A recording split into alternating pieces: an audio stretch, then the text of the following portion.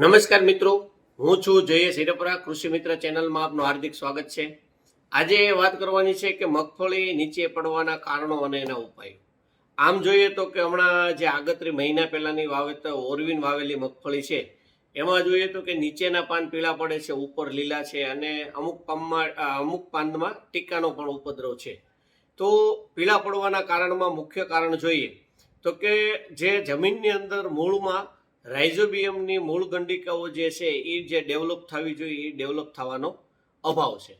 હવે મગફળીમાં આમ જોઈએ તો કે શરૂઆતમાં ઉગે ત્યાંથી અને 15-20 દિવસ થયા પછી તરત એની મૂળ ગંડિકાઓ ડેવલપ થતી હોય કે જે હવામાંથી નાઇટ્રોજનનું સ્થાપન કરી અને છોડને આપતો હોય. આપણે પણ વાત કરતા હોય કે નાઇટ્રોજન જ્યારે પાયામાં આપીએ છીએ ત્યારે થોડું ઘણું જ નાઇટ્રોજન આપવાનું હોય છે. બાકી પાછળથી એની રીતે નાઇટ્રોજન જે મૂળ ગંડિકાઓ છે એ મેન્ટેન કરી અને છોડને આપે છે. પણ આ વર્ષે ઘણા બધા ફિલ્ડમાં ઘણા બધા ખેતરમાં આમ જોઈએ તો કે ઉગાવો સારો છે, ગ્રોથ સારો છે, પણ નીચેના પાન એકદમ એમ પીળા પડી ગયા છે, ઉપરના છે એ બધા લીલા છે. તો એવી અવસ્થાએ નાઇટ્રોજનની ઉણપ હોય તો બહારથી આપણે થોડું ઘણું નાઇટ્રોજન છંટકાવના રૂપમાં આપી શકીએ કે જેમાં 50 થી 80 ગ્રામ જેવું આપણે યુરિયા છે એ પણ આપણે પાણીમાં નાખી અને આપી શકીએ.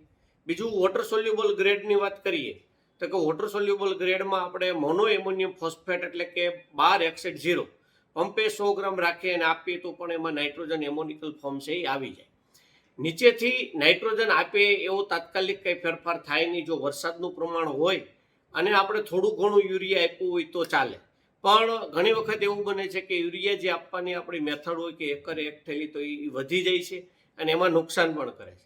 એટલે નાઇટ્રોજનથી આપણે પણ આપવાની ભલામણ ઓછી કરતા હોય. જો મગફળી વધી જાય, જે દેહધાર્મિક વૃદ્ધિ વધી જાય તો એમાં પણ આપણે અટકાવવા માટેના પણ હોર્મોન્સ પાસે આપણે ઉપયોગ કરતા હોઈએ છીએ. તો આવું ન થાય એના માટે કે 12-1-0 પંપે 100 ગ્રામ અને સાથે એક કોઈ પણ પાકવર્ધક જેમ કે આપણે સોડિયમ પેરાનાઇટ્રોફિનોલેટ એટલે કે લેન્ટેનાની ભલામણ કરતા હોય, પંપે 30 ગ્રામ રાખી અને આ બેનો છંટકાવ કરવામાં આવે તો એમાં નીચેથી જે પીળી પડવાનો છે એમાં પ્રશ્ન આગળ વધતો ઓછો થાય. નીચેના પાન પીળા પડી ગયા છે એમાં હવે કોઈ પણ પ્રકારનો ફેરફાર થવાનો નથી. જો ખાતર આપવાનું હોય, 1.5 મહિનાની મગફળી થઈ ગઈ હોય અને ખાતર આપતા હોય તો આપણે જે ડોઝ કહીએ છીએ કે પાયામાં નાઇટ્રોજન ઓછું આપ્યું હોય અથવા પાયામાં ફોસ્ફરસ ઓછું આપ્યું હોય તો 1 વીઘે એટલે કે 1 વીઘે 10 કિલો 20-20 અથવા એકરે 25 કિલો પ્રમાણે આપે અને એની સાથે માઇક્રોરાઇઝા જો આપવામાં આવે તો પણ આમાં જે અલભ્ય સ્વરૂપના તત્વ જમીનમાંથી પડેલા છે એને લેવડાવવામાં કામ કરે.